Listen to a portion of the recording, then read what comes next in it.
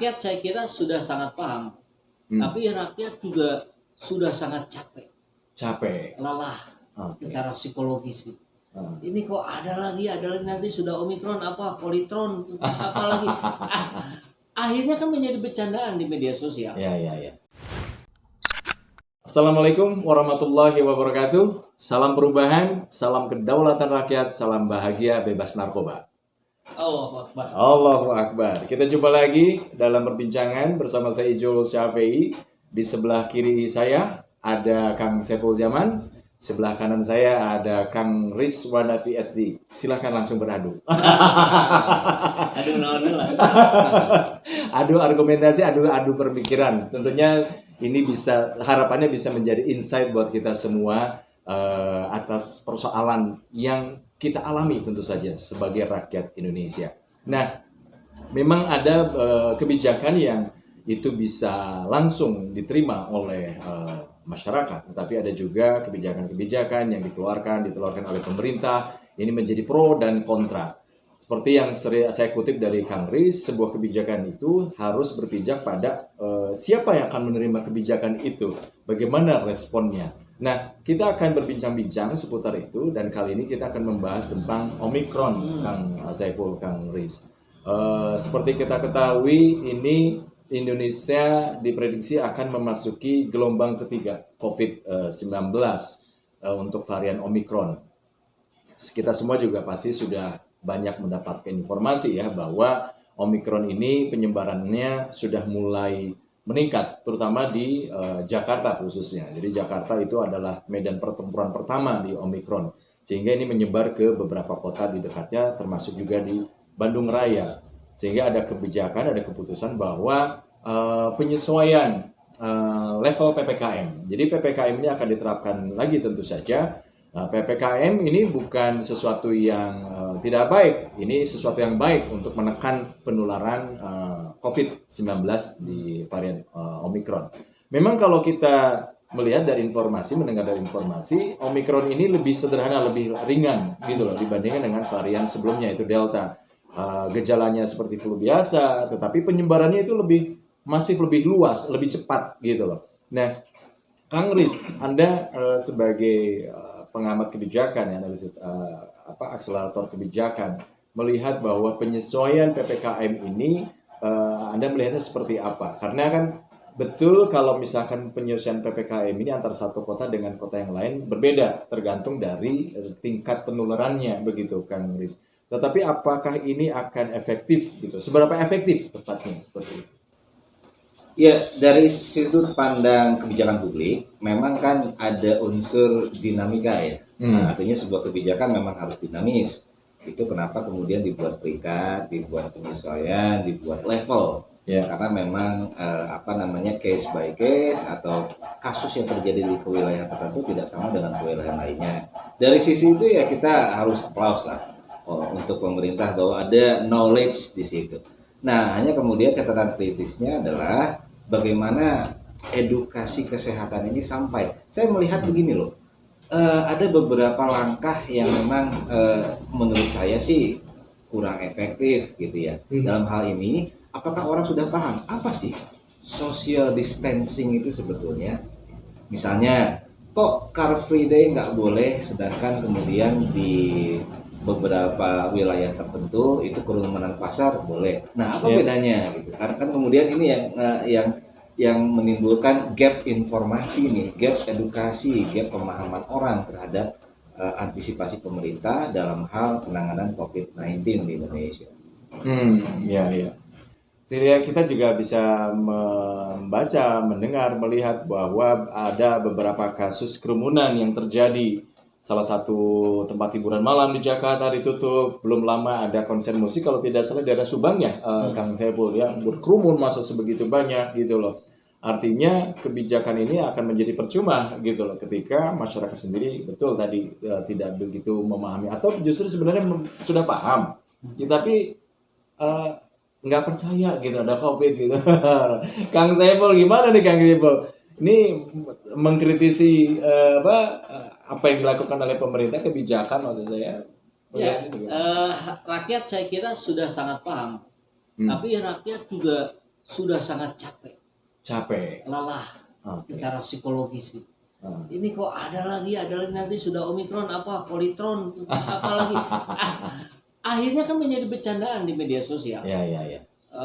Ada yang nemu tuh, ada ban tuh tulisannya Omikron. Wah, ini ban ini kayaknya akan menggelinding lebih cepat jelang bulan puasa kan. Iya. Karena melihat fenomena di tahun yang lalu begitu gitu. Di Nataru aman-aman saja, terus jelang mau bulan puasa naik lagi gitu. Tapi oke lah, itu di luar persoalan itu saya kira bukan hanya di Subang, Kang, di Bandung pun ada itu perayaan Imlek kemarin. Itu di satu mall luar biasa padat. Nah, penetapan aturan tentu itu juga soal yang berbeda ya. Bagaimana adanya peraturan yang tidak konsisten. Habib Rizik disasar tentang itu, gitu. Tapi banyak kalangan lain aman-aman saja, itu kan. Itu juga mengganggu perasaan keadilan masyarakat. Nah, jadi ketika sekarang muncul Omikron naik, ya, kalau saya melihat langsung realita di masyarakat, adem ayem tuh kan. Adem ayem tuh bukan berarti tenang, kemudian bersiap siaga, bukan. Nggak peduli. Udahlah gitu. Banyak yang nggak peduli gitu. Banyak nggak peduli, meskipun itu orang-orang yang sempat terpapar sebelumnya. Bahkan gitu. Apalagi buat yang tidak terpapar sama sekali, bisa jadi benar apa kata Kang Ijul tadi, nggak percaya gitu. Karena saya nggak pernah terpapar. Iya. Karena capek juga ya masyarakat ya. Psikologis kita sudah berada pada titik nadir hari ini. Sudahlah gitu. Nah, yang menarik kan kalau di Kanada kalau tidak salah, ini kan sama nih, trennya sama naik. Tapi justru di kenaikan ini Kanada menetapkan bahwa ini flu biasa. Omikron itu flu biasa. Jadi tidak lagi ada pembatasan. Sekarang di Indonesia ada pembatasan. Nah, kita dengar kabar dari deputi bahwa kita sedang mempelajari yang di luar negeri dengan yang di sini segala macam. Ya sampaikanlah gitu, sesegera mungkin. Jangan sampai informasi yang diberikan pemerintah telat lama gitu setelah di negara-negara lain bersepakat misalkan bahwa Omikron ini sudah flu biasa, tidak perlu dikhawatirkan, tidak perlu dites bahkan misalkan gitu. Kan yang menjadi acuan ya sudah bornya aja lihat di rumah sakit. Peningkatannya sejauh mana gitu, selama tidak naiknya signifikan ya berarti ini memang flu biasa. Tapi yang jadi pertanyaan tadi ya kenapa masyarakat menjadi tidak peduli, kenapa masyarakat menjadi seolah-olah itu mah karangan saja gitu loh. Skenario saja. Apa yang salah, Kang Riz? Anda melihatnya, Kang Riz, sehingga ada sebagian masyarakat yang bohong itu mah, gitu. Itu mah ada kepentingan tertentu, misalkan bisnis, gitu loh, Kang Riz. Yang salah apa nih, komunikasi apa yang salah dari pemerintah? Apatisme atau ketidakpedulian ini kan muncul karena kebijakan yang tebang pilih. Itu seperti yang saya ungkapkan sebagai prolog di awal. Artinya kalau mau tutup ya jangan tebang pilih. Yang A dengan jenis serupa dengan B, kok yang ditutup yang A saja gitu misalnya. Dengan alasan bahwa yang A mungkin bisa membangkitkan geliat ekonomi. Nah, sisi prioritas ekonomi dan sisi prioritas kesehatan kan berbeda. Mana yang mau dipilih dulu gitu misalnya. Itu satu. Yang kedua, pada saat sebuah regulasi dalam hal ini kan pandemi ya. Pandemi artinya sebuah wabah yang bisa menimpa siapapun. Nah, artinya jangan sampai ada privilege di sini, dan sampai ada pilihan, jangan sampai ada pengecualian di sini. Kalau memang mau kritis dan konstruktif, ya harus dikaji. Oke, zona wilayah prioritas level 2, 3, 4 atau level 10 sekalian ya nggak jadi masalah, tapi kemudian apa argumentasi di balik zona tersebut? Mana perkelurahan kalau perlu? Ini kan sebetulnya Inmendagri yang terbaru itu menyasar wilayah yang mikro ya. Wilayah kelurahan yang disasar. Jadi artinya kita tidak bicara wilayah zona yang luas seperti provinsi, tapi lebih ke arah ketahanan masyarakat nih. Ini kita bicara kohesi sosial ya. Kalau mau kohesi sosial yang diangkat. Jangan masalah ini ada wilayah yang dibatasi sementara wilayah lain boleh-boleh saja dan ada pengecualian nih 30% lah, 50% atau lainnya. Nah, menurut saya ini membingungkan publik. Secara gamblang apa yang dimaksud dengan kohesi sosial tadi, Kang Riz? Ya, kohesi sosial itu sederhananya adalah bisa jadi kita artikan sebagai keeratan elemen-elemen dalam masyarakat, atau bagaimana secara mandiri dan berkelanjutan orang bisa memahami antisipasi dan solusi mencegah penularan COVID ini secara pemahaman. Ini ada secara koersif peraturan loh. Ada kaitannya sama masyarakat jadi capek gitu terhadap COVID ini. Nah, kecapean ini kan karena sifatnya memang semua yes man saja gitu, cuma paham, takut ditegur gitu kan ya, takut disangka tidak peduli, takut kemudian didenda. Nah, harusnya yang investasi yang lebih besar adalah pemahamannya. Kenapa sih kita mau melakukan zona ini?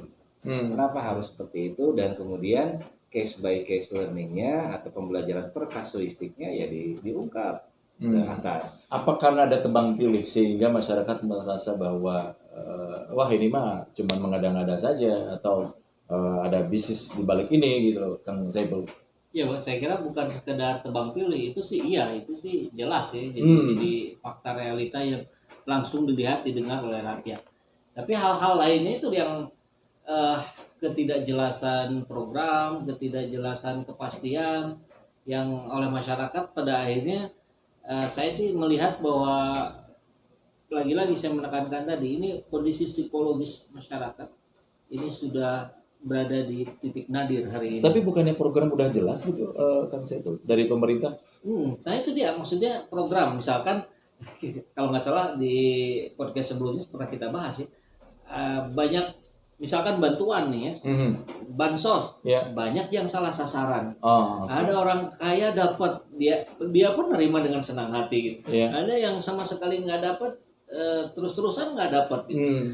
Belum lagi pejabatnya mengkorupsi dana bansos. Itu kan sudah mah ada situasi yang menekan ya, secara ekonomi, secara politik, secara yang lain-lain. Kemudian lihat di depan mata gitu, kok ini malah dikorupsi, kok ini malah diselewengkan. Apa ya, putus asa. Rakyat hari ini putus asa, dan itu butuh motivasi yang luar biasa dari para influencer, dari tokoh-tokoh, dari ulama, pendeta dan semuanya, untuk terus-menerus membangkitkan kembali kepercayaan rakyat kepada negerinya, kepada pemerintahnya. Apakah bisa dibilang bahwa tingkat kepercayaan masyarakat itu mulai menurun, ada degradasi di situ karena adanya tebang pilih, ketidakadilan dan sebagainya, sehingga mereka menjadi tidak percaya terhadap ya, saya sih melihatnya dari riset dan beberapa survei yang dilakukan ya, yang sudah tersebar secara umum juga di media sosial, tingkat kepercayaan yang cukup besar terhadap pemerintah melihat fakta dan realita yang seperti ini gitu.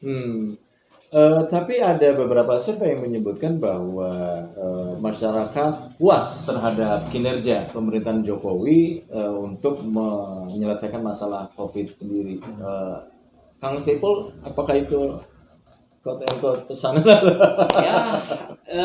Sebetulnya ketika tadi saya bilang berbasiskan pada data dan survei pun itu tentu akan menjadi pertanyaan lagi ya. Mungkin ini akan jauh lebih tepat dijawab oleh Kang Riz ya, karena buat saya sendiri masih ada pertanyaan, Kang. Apa itu? Iya tadi mengenai hasil riset dan survei itu, ini gimana sih kok ketika yang lain misalkan ya, yang lain menempatkan posisi satu survei elektabilitas popularitas calon presiden itu misalkan rata itu semuanya tuh Prabowo, Anies Baswedan, Ganjar Pranowo, itu hampir di semua gitu. Tapi tiba-tiba ada muncul capres elektabilitas tertinggi Puan Maharani. Ini apa ini gitu? Kemudian kita menjadi bertanya-tanya. Atau ada yang muncul siapa misalkan Giring misalkan. Kumaha itu? Saya sendiri nggak begitu paham sebetulnya. Artinya bahwa ini ada relevansinya dengan survei bahwa rakyat publik puas terhadap kinerja pemerintah menangani COVID itu dipertanyakan. Itu dipertanyakan kan nanti pertanyaannya menelisik pada teknis. Siapa yang populasinya di mana, sampelnya gimana, cara ngambil sampelnya seperti apa, teknik statistiknya itu akan dibahas di edisi berikutnya ya. Nah, Kang Riz, apa memang sebetulnya Kang Riz sendiri melihat kebijakan ini sudah tepat, hanya ada bottleneck-nya di mana lah kira-kira gitu. Hambatannya di mana? Implementasinya itu terhambat di mana gitu. Ya, di kita ini kan yang pertama ada arogansi intelektual ya. Jadi kalau udah berbasis angka 80%, 90%, 60% itu seolah-olah betul meskipun belum tentu betul. Karena tingkat kebetulan itu kan sebetulnya apakah si survei tersebut tepat menjawab permasalahan. Satu. Yang kedua, bottleneck-nya itu ya akarnya itu adalah bagaimana kita itu bisa melakukan bukan hanya berbasiskan jajak pendapat kehendak mayoritas orang, karena kan sebetulnya siapa dulu nih, betul seperti yang Kang Saiful Zaman bilang, siapa dulu sebetulnya yang memilih di situ atau yang mengidentifikasikan permasalahan di sana. Sesuaikah dengan sekarang itu keputusan pemerintah bahwa PPKM itu levelnya disesuaikan gitu, menurut Anda? Ya memang penyesuaian perlu ya.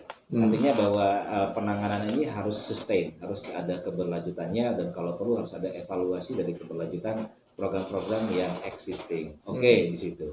Hanya catatan dari saya adalah pada saat ini disampaikan pada publik dan menjadi sebuah regulasi yang harus dilaksanakan, apa nih yang ingin disasar selanjutnya? Oke, Omikron memang sebuah fenomena baru ya. Dalam artian ini adalah sebuah terminologi baru gitu loh. Orang mungkin masih paham seperempat, setengah, ataupun 100%, tergantung daripada siapa yang memahami itu. Nah ini loh, kunci daripada survei adalah bagaimana kita memetakan populasi orang yang mengisi survei tersebut. Siapa respondennya? Nah kalau respondennya dipilih, misalnya ya, itu kan berbeda dengan responden secara acak tentunya. Nah artinya pada saat kita berdiskusi soal hasil jajak atau hasil riset, itu tentunya perlu dipertanyakan. Riset ini tujuannya ingin mencari apa sih? Apakah ingin menegaskan bahwa kita masih belum terlepas dari COVID-19 kah? Atau ingin memberikan sebuah solusi baru di masa kebiasaan baru? Saya kalau tidak salah di edisi sebelumnya pernah bilang, ini bukan new normal lagi, neo normal. Artinya kan banyak aspek yang saling beririsan nih. Bukan hanya soal kesehatan saja, bagaimana juga kemudian dampak ekonominya, dampak sosialnya, dampak politiknya kalau boleh, dan kemudian dampak sosial budayanya gitu. Ya walaupun tidak mewakili seluruh publik ya, Kang Riz, tetapi seringkali apa yang disampaikan Kang Riz ini suka didengar gitu sama follower-followernya ya, sama netizen gitu, Kang Riz. Alhamdulillahirrabbilalamin, saat ini banyak sekali sahabat-sahabat dari Saiful Zaman Channel yang menjadi patron dari kegiatan ini, yang mendukung, yang mensupport dengan berbagai cara. Luar biasa, via WhatsApp, via grup, via media sosial lainnya. Bahkan tidak sedikit yang kemudian mendonasikan uangnya untuk perjuangan kami di medan dakwah ini. Ya jelas hal ini sangat membantu keberlangsungan channel ini, karena kebutuhan pun kemudian bertambah. Tidak bisa lagi ini dikerjakan oleh 1-2 orang. Kita harus merekrut lebih banyak orang. Dan itu jelas membutuhkan dana yang tidak kecil. Nah, oleh karena itu buat sahabat-sahabat semua yang terus mendukung kami, doakan juga kami untuk mampu istiqomah, untuk mampu terus menyuarakan dan menggemakan suara hati rakyat. Dan seperti biasa, bagi yang ingin membersamai kami dengan membantu operasional channel ini, sahabat bisa mendonasikannya ke nomor rekening yang ada di bawah sini. Dan silakan untuk mengkonfirmasikannya ke nomor yang ada di sini.